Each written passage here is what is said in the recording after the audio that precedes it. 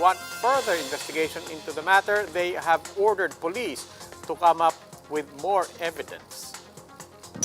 A forensic expert is unconvinced that the Sera died of aneurysm or even rape. CCTV clips also show a glimpse of what transpired that tragic evening. And MMDA Chairman Danilo Lim has passed away. He passed away this morning due to cardiac arrest. He was 65.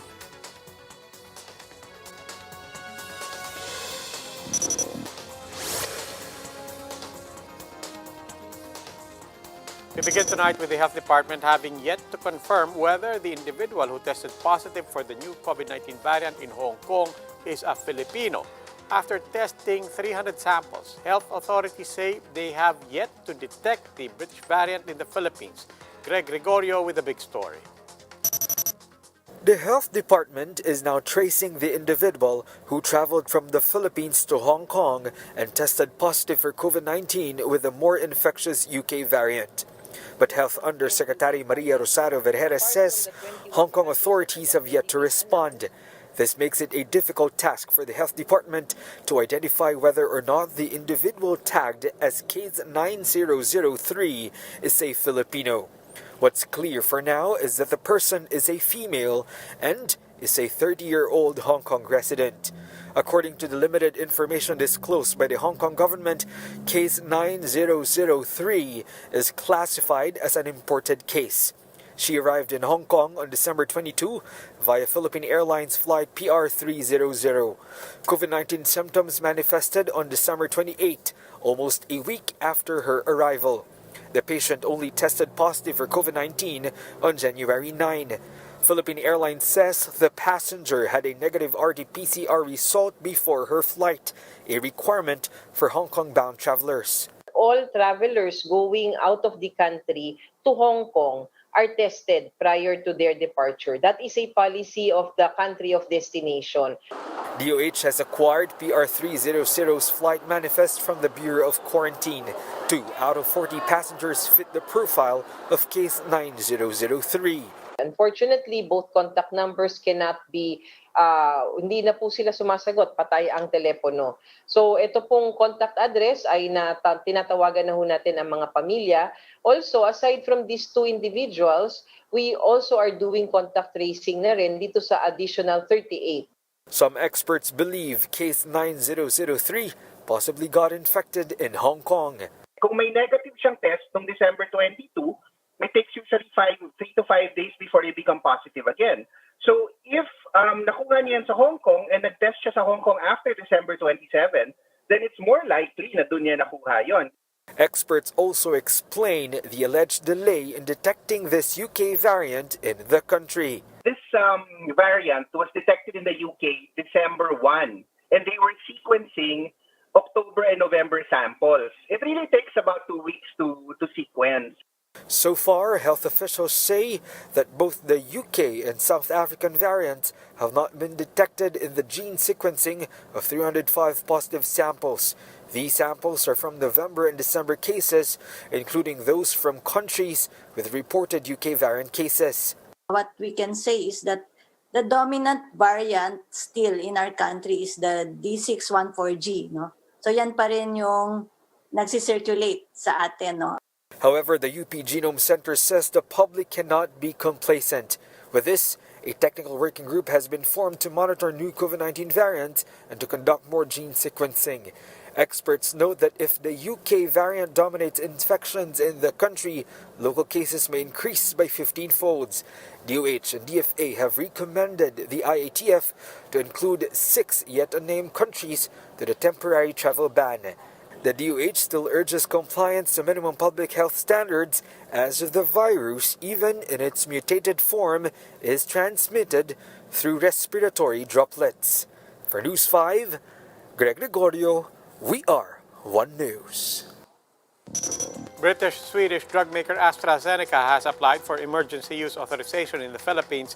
The Food and Drug Administration says its evaluation will take 3 to 4 weeks. AstraZeneca's vaccine has a 70% efficacy rate in trials abroad. 2 doses cost 610 pesos. That would make it the second cheapest vaccine in the market. It also does not require sub-zero storage. The country, meanwhile, wants to procure 148 million doses from several developers this month, but vaccine czar Carlito Galvez admits it still would depend on global supply. He says other countries have already secured 80% of the available shots. We are now on the advanced stages on negotiations with Novavax, AstraZeneca, Pfizer, Johnson & Johnson's, Sinovac, at Gamaleya. We hope to close a deal with these companies this month. Johnson & Johnson, meanwhile, will kick off its clinical trials in the country this month. That's according to the FDA. China's Clover Biopharmaceuticals and Sinovac will follow suit pending evaluation. Ito po ay ongoing review po ngayon sa FDA. Meron lamang po silang mga konting dokumento pa na kulang na hinihingi namin. Police officials have yet to get on the same page on the real story behind the death of 23-year-old flight attendant Christine Dacera, even as their chief seems the case closed. But Makati prosecutors want more proof. They ordered the release of the three held for questioning pending investigation. Patricia Mangune has this report. 3 persons of interest have been charged with rape and homicide following the death of flight attendant Christine Dacera. But for NCRPO Chief Vicente Danao, this move was premature. The 23-year-old was found unconscious in a hotel bathtub in Makati last January 1. She was pronounced dead on arrival due to ruptured aortic aneurysm. Hindi po napag-aralan ng maayos yung filing of the case. No? Unang-una, hindi pa po na-establish diyan kung sino talaga ang culprit. Ano? Sabihin na lang po natin na may pumatay. Ang tanong is, sino? Hindi pa po na-establish yun. The official is encouraging an independent autopsy as requested by the Dacera family. Para once and for all, wala pong whitewash, wala pong ano. Mas maganda nga po kung gano'n para magkaroon po ng linaw lalo yung kaso on the cause of death. PNP Chief Debold Sinas, who has been under fire for claiming that the case is now solved, insists that Christine's case is possibly a rape-slay case. Sinas claims they have evidence they cannot disclose yet to the public. Based on the elements ng rape, present po lahat yung factors na yan. We believe kasi may mga bruises no? Ganon. So it leads to that. Now, if whether kung ano po yun, we'll let the court decide later on based on the merits na nakita namin sa crime scene. The Integrated Bar of the Philippines says the ball is now with the Makati City Prosecutor's Office whether the filed cases will prosper. We cannot say kung premature o hindi because it depends on the evidence that they have. It's the prosecutor who will evaluate the evidence submitted by the police.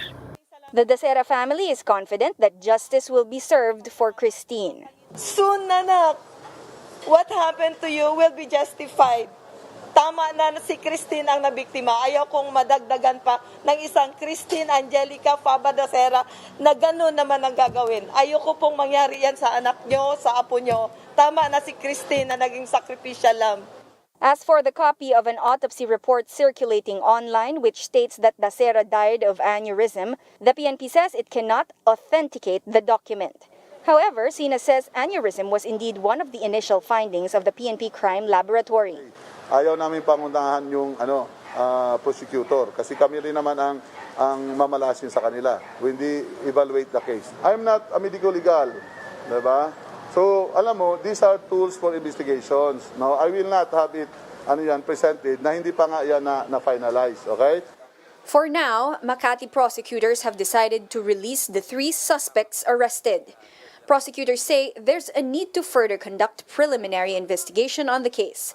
This is to determine whether Christine had indeed been raped and/or murdered and whether the suspects are responsible. The complaint filed against the 8 other suspects still at large will undergo the same preliminary investigation. Makati police officers were also directed to submit additional evidence such as DNA, toxicology, and histopath examination reports. Hearing for the preliminary investigation is set on January 13. sana i-clear mo yung mind sa heart ng mom mo na wala kami kasalanan dito. Alam mo kung gaano ka namin kamahal. Ipagtulungan ako sa kanila. Ibigay lang namin kung ano yung alam namin. For News 5, Patricia Mangune. We are One News. Dacera's death has sparked calls from lawmakers to reinstate the death penalty. Senator Manny Pacquiao, who offered a 500,000 peso reward for the capture of any suspect in Dacera's death, says perpetrators of heinous crimes deserve no less than death. Surigao del Norte Representative Ace Barber says he is willing to co-author a bill that will revive capital punishment. Kung talagang nangyari ang torture, ni-rape, torture, sinaktan pa siya, talagang hindi magagawa yun ng normal na tao. Ibig sabihin, ito ay under the influence of drugs. So dapat talaga drug crimes with the absolute capital punishment, which is death. But Bayan Muna Representative Euphemia Cullamat strongly opposes this, especially when the country's justice system remains unreliable. Parang mas lalong hindi lulutang ang hustisya para kay Dacera kung ito yung pagbabatayan ng death penalty. No? Kasi wala pa ngang kailangan, ang una sanang mangyari ay merong masusing investigasyon para matukoy kung sino talaga ang may sala bago pa man ituring na mga kriminal. We'll go for a quick break. When the big story returns, News 5 has exclusively obtained CCTV footage which shows Dacera's activities hours before she was found dead in her hotel room.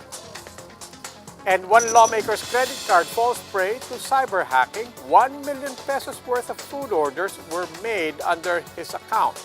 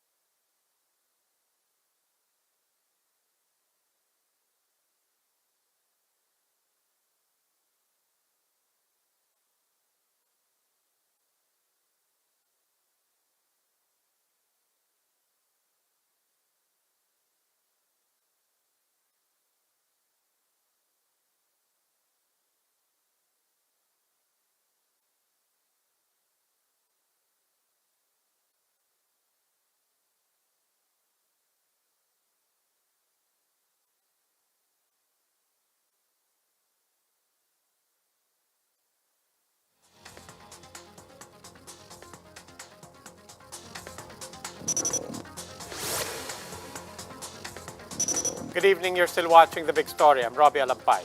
Many speculations, especially online, have already been made about the untimely death of Christine Dacera. Authorities are now reviewing evidence, including CCTV clips from that fateful evening, some of which were exclusively obtained by News 5. Marian Enriquez with the story. In this CCTV footage, exclusively obtained by News 5, timestamped 2:53 a.m., January 1, Christine is seen walking along a corridor at the City Garden Grand Hotel in Makati. She was with a guy wearing a cap, fitted sando, and shorts. They were headed to a room. As they wait for the door to open, the two shared a kiss. At 4:13 a.m., the footage shows a different guy in white shirt and jeans carrying Christine towards the same room. Christine managed to stand up upon reaching the door. In this photo obtained by News 5 from a source who wished not to be named, Christine is seen sitting on the bathroom floor in front of a toilet bowl. She is doing a peace sign. In an interview with Radio 5, Christine's friend Gregorio says that aside from their booked room 2209, they also partied in room 2207 upon invitation.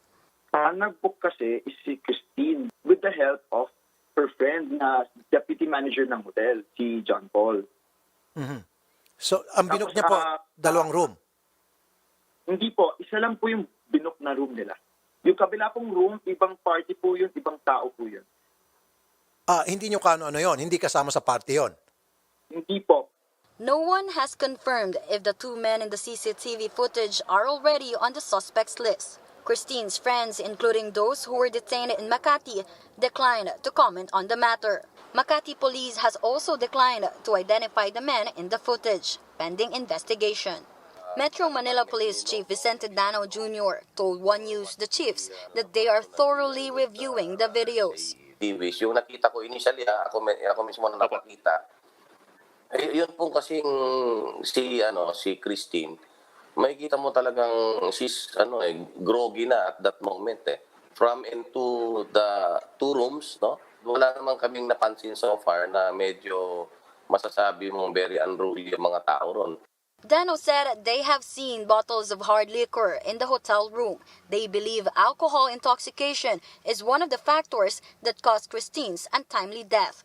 They have yet to identify if her drink was spiked with drugs. Mababa na po yung 5 alak na makikita ron of different label. Okay? One is whiskey, one is tequila, vodka, rum.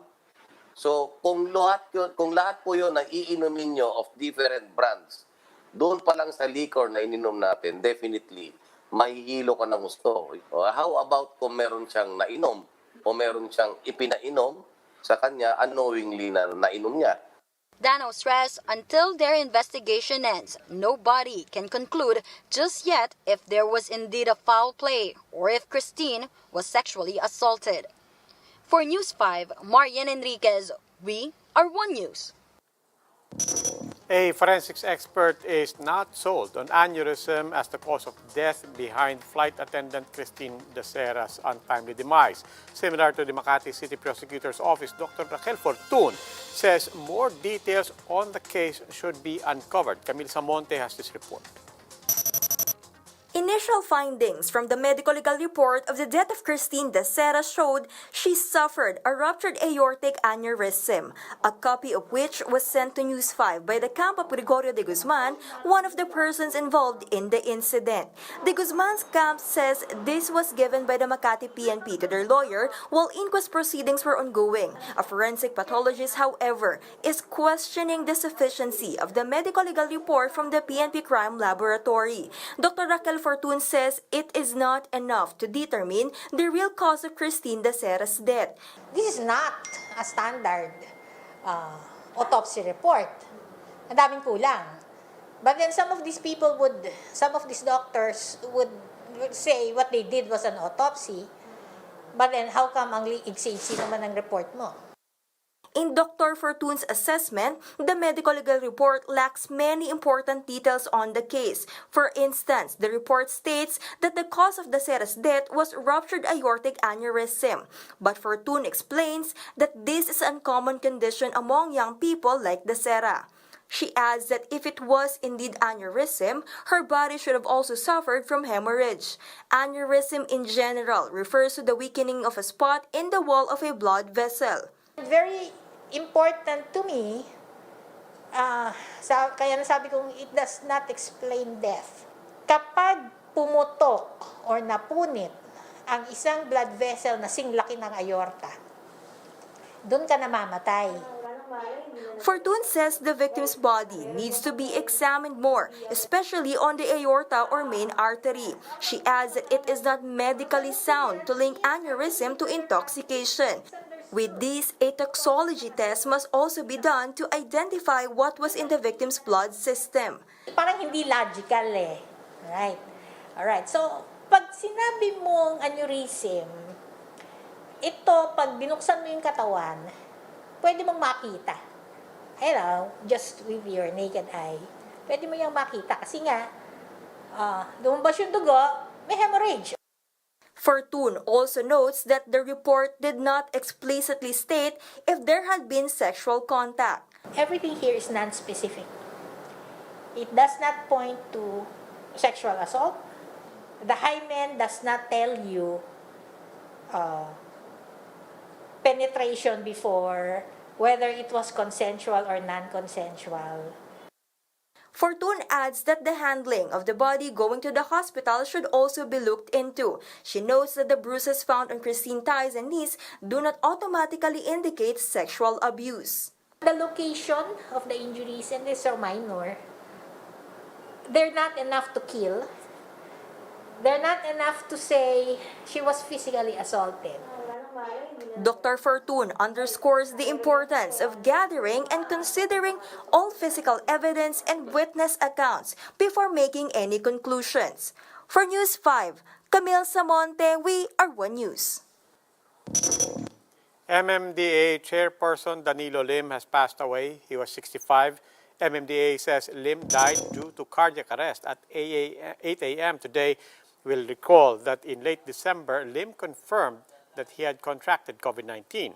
In a statement, the palace expressed their condolences to Lim's family. They said the official served the Duterte administration with professionalism, competence, and integrity. Lim was a retired military general. He was also a former customs commissioner. Even Senator Win Gatchalian was not spared from cyber attacks this pandemic.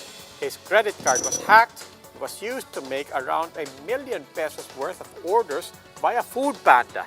That made him wonder, was an entire barangay being fed with laureate meals? Union Bank and Food Panda are investigating the matter. Gatchalian is not discounting the possibility that it might be an inside job. We'll go for a quick break. More of the big stories when we return. Please stay with us.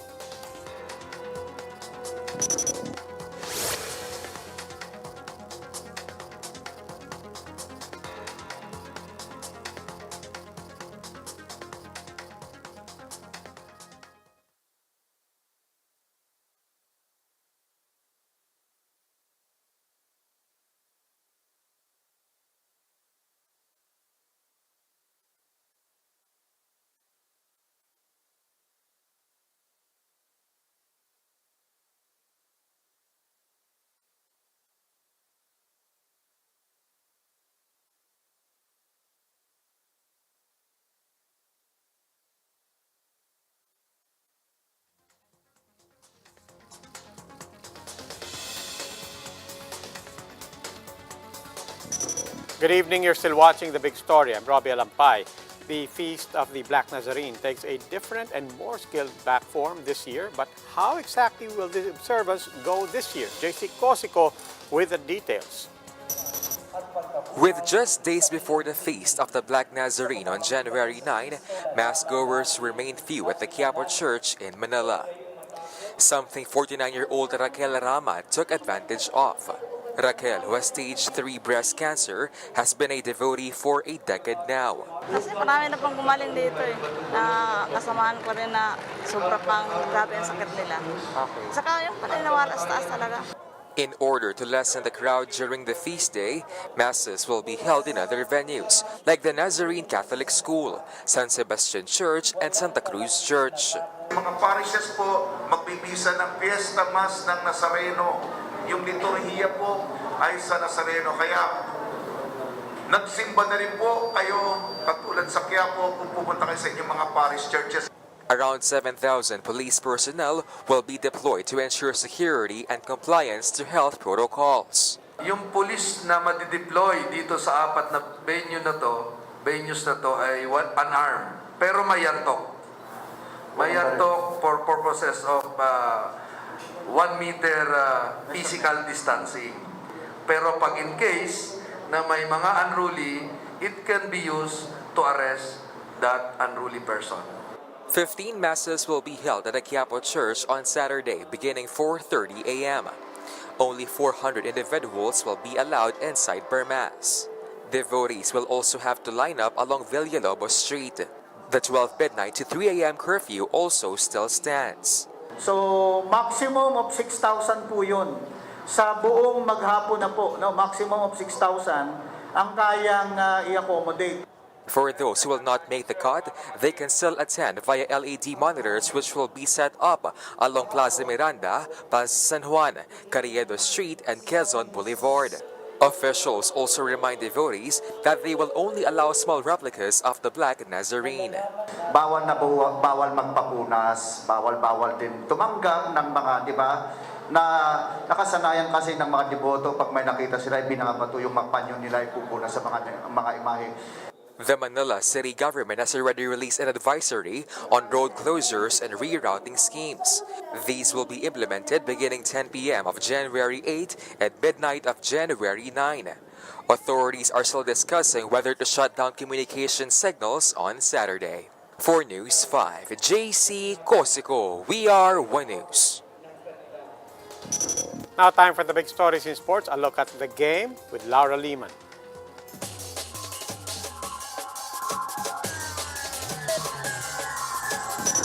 Thanks, Robbie. Let's begin in the NBA. The Los Angeles Lakers extend their winning streak to 4 after narrowly beating a hungry Grizzlies team 94-92. LeBron James and Anthony Davis scored 26 points each, carrying the Lakers down the stretch on a below-average shooting night for both teams. The King and AD combined for a 15-point run late in the fourth to secure the win. Catch all the NBA action on NBA TV Philippines. Meanwhile, in the PBA, candidates for the upcoming awards night have been released. Three-time PBA champion Reynel Hugnatan has a chance to make history as the oldest recipient of the league's Most Improved Player Award. In an interview with The Game, the Meralco big man shared a secret to his success in the PBA bubble. Paano mo pinapanatiling mataas pa rin yung kumpiyansa mo kahit yung minuto mo bumababa ng konti? Sa ngayon, hindi ko na masyado iniisip yung playing time ko. Kumbaga, kung ilang minutes man ibigay ni coach sa akin sa loob ng court, i-try ko na kung ano man matutulong sa team, ano man matutulong sa mga players, kung ano man may ibigay ko sa kanila. So, yun lang naman yung ano ko. Kasi ngayon, hindi ko na iniisip yung mga mahabang playing time or iniisip ko lang talaga kung paano makatulong sa team, paano ko manalo yung team namin. So, yun. And that's it for the latest in the world of sports. Catch us later at 9:30 p.m. on One News and One Sports Plus. I'm Lara Lehman, and this has been The Game. Thanks, Laura. Democrats won a highly contested U.S. Senate race in Georgia, giving President-elect Joe Biden more chances of advancing his policy goals when he takes office this month. Democratic challenger Raphael Warnock beat Republican incumbent Kelly Loeffler. Democrat John Ossoff, however, is narrowly ahead of his Republican rival David Perdue in the second runoff. With this, Warnock is set to be Georgia's first black senator, while Ossoff would be the Senate's youngest member at 33 if he manages to pull off a win. Democrats must win both contests to take control of the Senate. The party already has a narrow majority in the U.S. House of Representatives. Heads up to our lolas or titas out there. This could be your time to shine in a Disney movie, no less. The Walt Disney Company is looking to cast a Filipina grandma or lola for an upcoming project. The casting call says the actress should be between 50 to 90 years old, must be Filipino or Filipino-American, and must speak English fluently. Disney says no acting experience is required, but the applicant must be willing to travel to Atlanta, Georgia, where the project is being filmed. Fans are speculating that the role could be for an upcoming Spider-Man installment where the Lola will play the grandmother of Peter Parker's best friend Ned, who is played by Filipino-American actor Jacob Batalon. And that wraps up today's big story. Catch us again tomorrow at 8 p.m. on Signal Channels 8 and 250. Please like our Facebook page, One News.